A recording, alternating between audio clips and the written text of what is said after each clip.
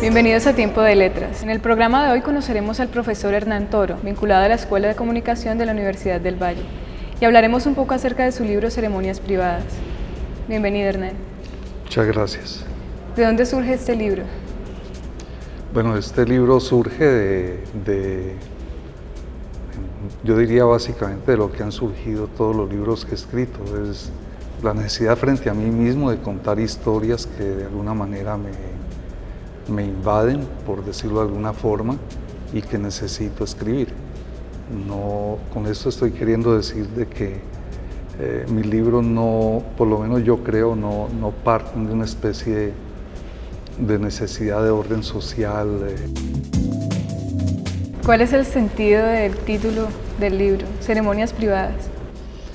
Bueno, es simplemente descriptivo, no hay ninguna intención de nada. El cuento está narrado desde la psicología, desde la percepción de un personaje que es un fanático de circo. Entonces no tiene ninguna otra pretensión que señalar un hecho que ocurre en el cuento. ¿Cuál es el contexto en el que se desarrollan estas historias, Hernán? Son contextos de la vida cotidiana, de toda la literatura, parte de la realidad, aún la más fantástica que sea. Esa literatura se desprende de esa realidad y construye su propio mundo. Pero el mundo construido allí, que es un mundo autónomo, afirmativo, el escritor dice las cosas son así y las cosas son así. Ahí no hay ninguna razón para discutirlo. Cuando Kafka escribe que un día Gregorio Samsa se despierta convertido en insecto, nadie le va a discutir desde la biología o desde la ciencia que eso es imposible. Kafka simplemente lo dijo y hay que tomarlo de esa manera. Entonces ese contexto es un contexto ordinario, corriente, común y corriente, pero esas historias están matizadas de elementos que en algunos cuentos pueden ser fantásticos, pero que de todas maneras es una fantasía que ocurre dentro de espacios y lugares comunes y corrientes de la vida de cualquier persona. Voy a leer un fragmento de un cuento que se llama Fanático de circo. Aunque a todas luces era un criollo raizal, el mago se hacía llamar Chan Chi Chen. Llevaba una falsa cola de caballo de bucanero que le colgaba trenzada y retinta hasta la mitad de la espalda, y rasgaba sus ojos para enfatizar su pretendido aspecto oriental con cinta pegante de su mismo color de tez fuertemente adherida a su piel. Lo sé, soy un fanático de circo, siempre compro boletas de entrada para la primera fila de platea, desde donde puedo ver a centímetros todos los números. Pero no era eso lo que más me llamaba la atención del mago, ni tampoco su levita raída ni el sombrero despellejado, sino una banderita tricolor que llevaba pegada en cada punta de las solapas y un pañuelo de colores idénticos que le colgaba de uno de los bolsillos traseros del pantalón. Pero nada de esto había visto al comienzo de su presentación. Fascinado como siempre por los gestos eternos del mago, por la música técnicamente acatarrada en la que reconocí vagos trozos de alguna película de fama, y por la extraña voz como de pato con la que el artista anunciaba sus trucos, fue solo como hacia la mitad del espectáculo que le noté los inequívocos colores de las banderitas, sobre todo el amarillo destacándose contra el negro lustroso de la sacoleva. Mi primera reacción fue de simpatía, pues supuse que este ilusionista, como muchos otros que había visto en mi larga vida de pasión por el circo, encubría tras sus gestos clásicos algún payaso con cuya aparición y para nuestro regocijo nos habría de sorprender más adelante.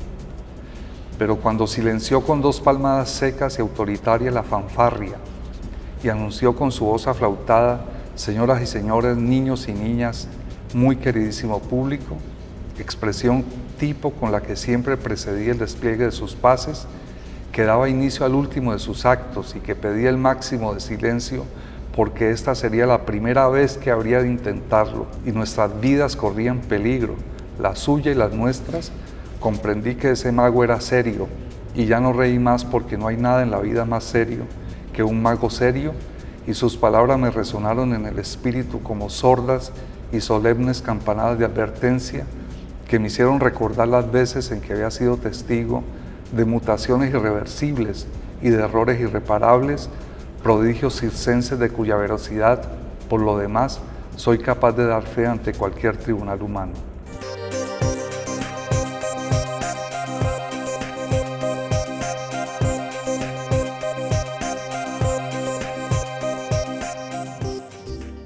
Brasil en contexto, 1987-2007, por Jaime Pinsky.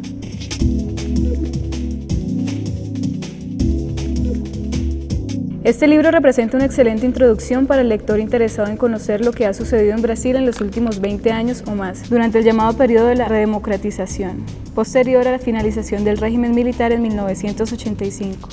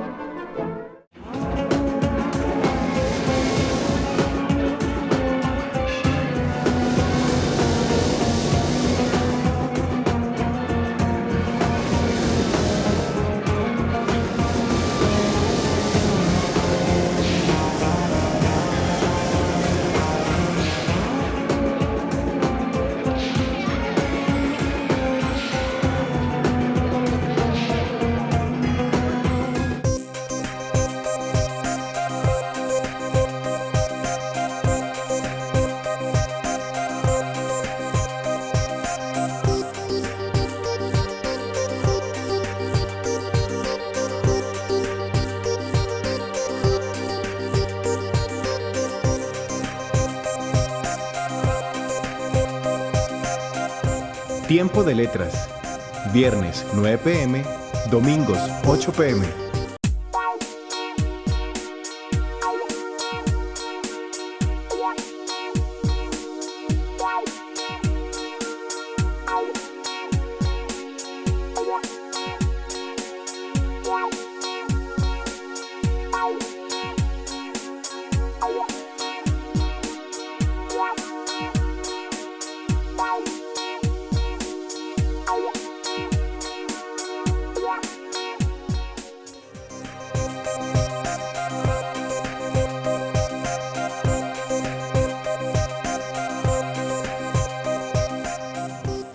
En octubre del 2005, el Departamento de Ciencias Sociales de la Universidad del Valle organizó su 9º Coloquio Nacional de Sociología, bajo el nombre de La Sociología en Colombia, Balance y Perspectivas, con el objetivo de hacer un balance de lo realizado por la sociología nacional durante los últimos años.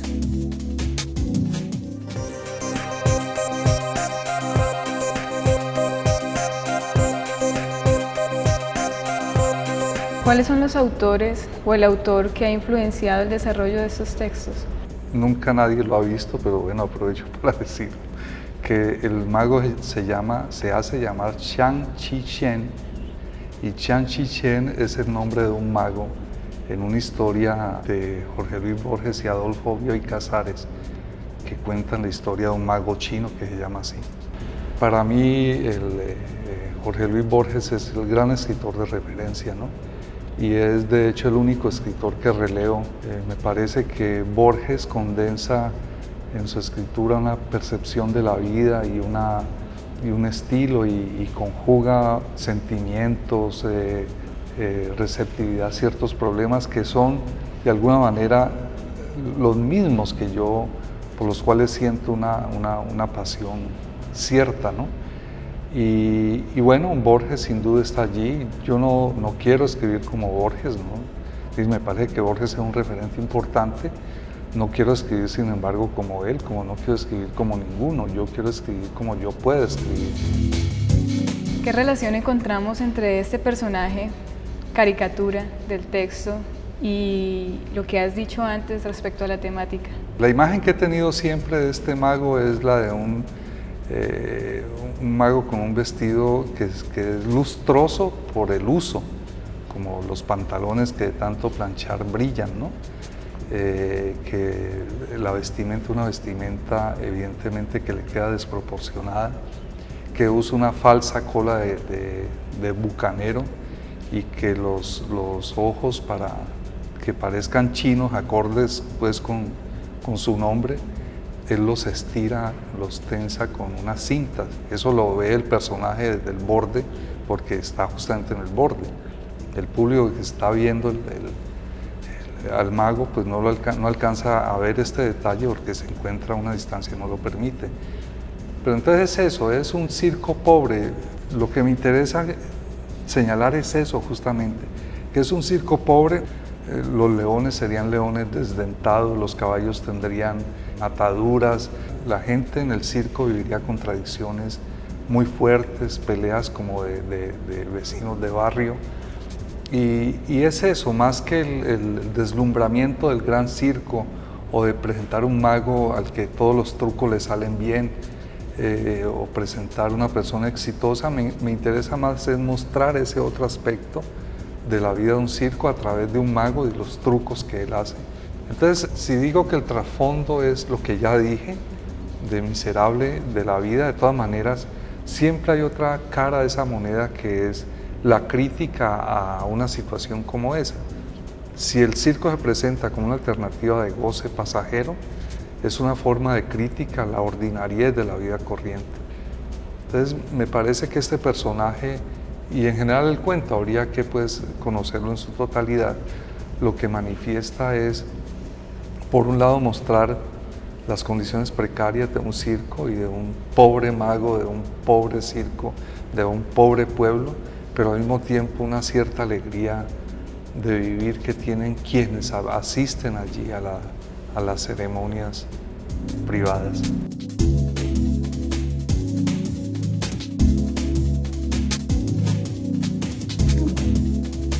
¿Cuál es la reflexión que hace el espectador o el personaje que está narrando respecto a ese espectáculo? El personaje, digamos, se goza plenamente lo que está pasando allí y es cómplice de los trucos del mago. Es cómplice del mago porque estando en primera fila, él ve cosas que los otros espectadores no ven. Y él es un incondicional del circo, donde hay un circo, él está, y cada vez que el circo llega allí, al pueblo donde él vive, él está allí y asiste no una noche, sino todas las noches. Eso se dice a lo largo del cuento. Entonces, lo que hay es complacencia, nunca una crítica, nunca una actitud, una animadversión a lo que está pasando. Y más bien, lo que ocurre es que al final, este personaje está narrando desde un momento en que el circo no está. Y lo que está narrando es simplemente una evocación de sus experiencias como espectador de circo. Entonces él está en una tienda frente al espacio vacío donde el circo instala sus carpas, está tomando cerveza y está añorando el momento en que él vio el circo y esperando con una gran expectativa el momento en que vuelva.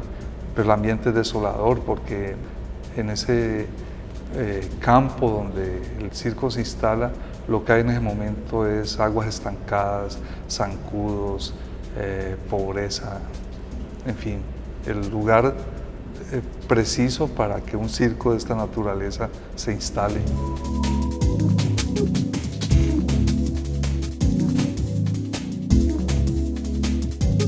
Ese personaje fanático del circo, ¿hasta qué punto es Hernán Toro? Pues es y no es, ¿no? Es y no es, como todo personaje de todo texto. Gustave Flaubert decía que le preguntaban quién era Emma. Emma es el personaje de la gran novela de Gustave Flaubert que se llama Madame Bovary. Madame Bovary es Madame Emma Bovary. Y le preguntan que quién es ella, tratando la gente de identificar a ese personaje de la novela en el mundo social, en la vida de esa sociedad donde vivía Flaubert. Y Flaubert dice, y eso se ha convertido en una especie de principio ya explicativo sobre los personajes y el autor. Flaubert dice, Madame Bovary soy yo, Emma soy yo. porque no puede ser de otra manera. Este personaje soy yo, pero igual puedo ser, yo soy todos los personajes. Gabriel García Márquez es el coronel Aureliano Buendía y es Úrsula Iguarán. Él es todos los personajes, simplemente porque son una proyección de su sensibilidad. Si la literatura distancia la realidad constituye un mundo aparte, uno no puede decir, ese mago era el mago que yo vi en ese... No, ese mago es un mago construido aquí, distinto al mago de acá. Gregorio Samsa, que es el insecto, es al mismo tiempo Kafka. Entonces, ellos viven en la realidad de su texto.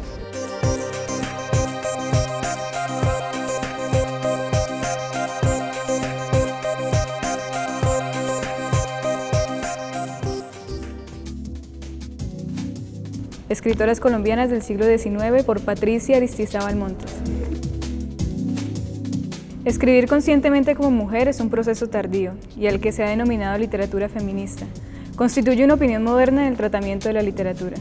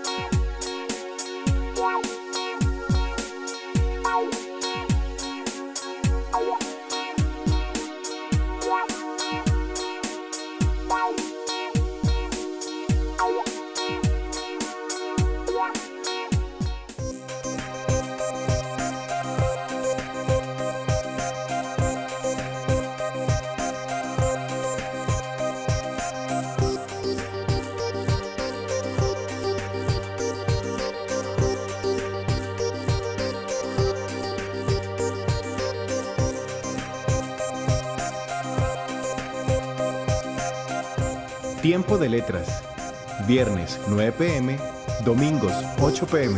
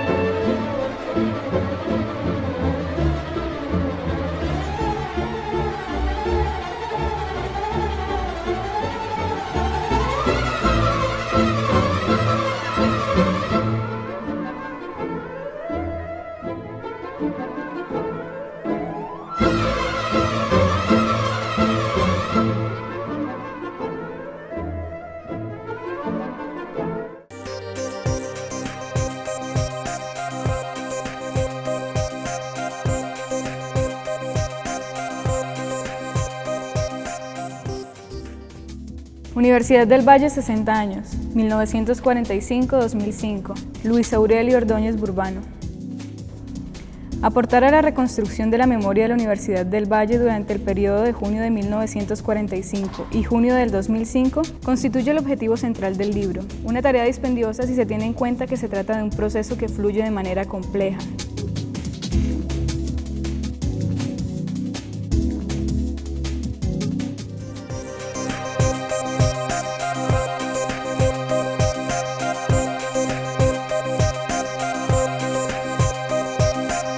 Soy básicamente un intelectual dedicado toda mi vida al trabajo del pensamiento. Lo he hecho a través de mis actividades como profesor de la Escuela de Comunicación Social, como periodista que lo he ejercido en diversas ocasiones por varios años y como escritor. Digamos, desde el punto de vista de mis actividades, de mi profesión, eso es lo que he hecho en mi vida y no creo que haga algo distinto. Tengo, por supuesto, otras pasiones, como la cocina, por ejemplo, como la música.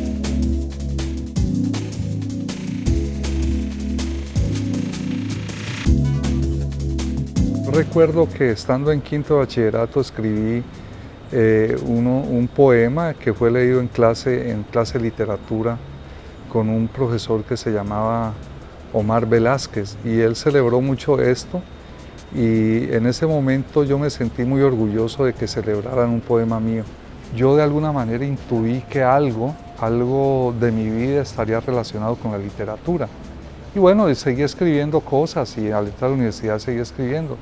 Pero digamos que yo pudiera trazar una línea en mi vida diciendo a partir de este momento decidí ser escritor, no creo estar en condiciones de hacerlo. Eso ha sido una condición que ha terminado por imponerse a mí mismo, de lo cual de todas maneras no he hecho tampoco una obsesión. No me ha preocupado nunca la figura del escritor. Publicar inclusive ha sido absolutamente secundario para mí. Yo creo hoy en día que una dimensión importante de mi vida pasa por la de ser escritor. Siempre estoy leyendo algo, siempre tengo en mi cabeza algo funcionando en torno a la escritura, de manera que sí, yo me considero escritor, sí, sin duda alguna.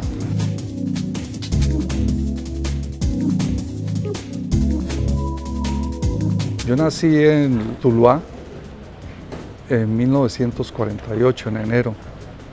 Nací el 27, aunque mi cédula dice el 31, pero es muy difícil explicar aquí por qué esa diferencia de días. Como todo mundo en Colombia entiende que esa fecha está cargada de un enorme valor simbólico.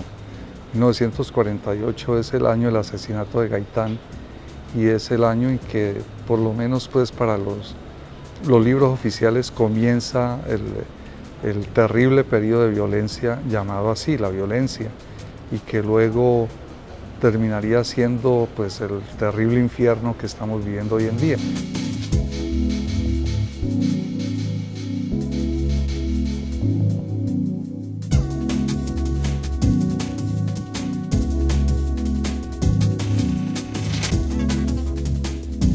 Mi vida transcurre allí, en Tuluá, hasta los 7 años de edad. Allí hago el primer año de primaria. Cuando tengo 7 años, pues toda la familia, todos nos trasladamos a Cali, y en Cali pues sigo viviendo.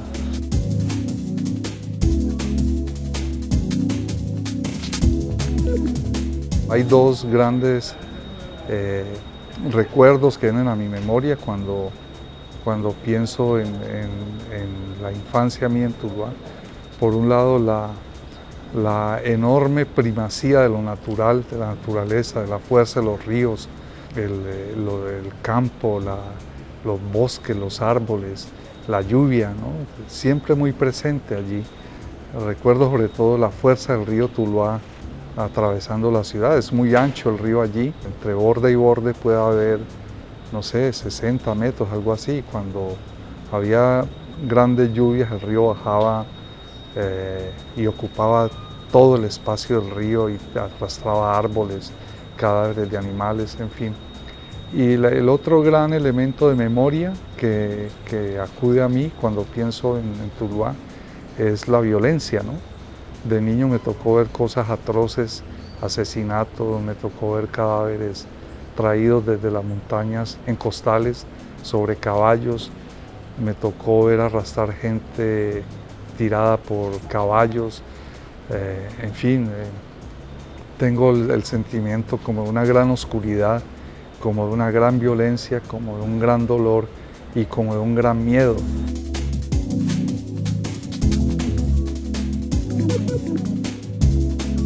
Yo tuve pesadillas hasta muy adulto ya, dejé de tenerlas, pero hasta digamos los 40 años de edad yo todavía tenía pesadillas con aquello que vi siendo un niño viviendo en Tuluá.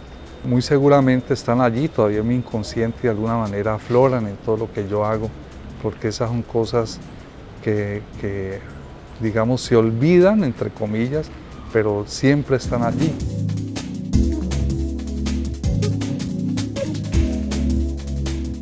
Entonces esas son como las dos grandes dimensiones de la memoria pensando en el Tuluá de aquellos años, ¿no? pensándolo en este mismo instante, creo que el factor fundamental del desencanto mío con la vida viene de allí, de haber visto estas cosas tan atroces siendo tan niño y creer hubiese sido posible edificar algo positivo a partir de ver lo que pasaba entre seres humanos, ¿no? Cosa que no he hecho y no refrendar a lo largo de mi vida. Mi vida ha sido una experiencia constante de ser testigo de la violencia, de la estupidez humana, de las guerras, del conflicto, de la lucha por el poder, cosas de las cuales yo abomino por completo. Por otra parte, me ha vuelto, entre comillas, pero bien entre comillas, insensible. Y cuando yo veo las cosas atroces que pasan hoy en día y yo las comparo con aquellas que viví, estoy de alguna manera curado de espantos. Yo, por supuesto, estoy en contra de esto y en la medida en que yo pueda hacer algo para mitigar todo esto que pasa, yo lo hago. Pero no me asusta, digamos, ¿no? Ni me sorprende, es como la condición humana.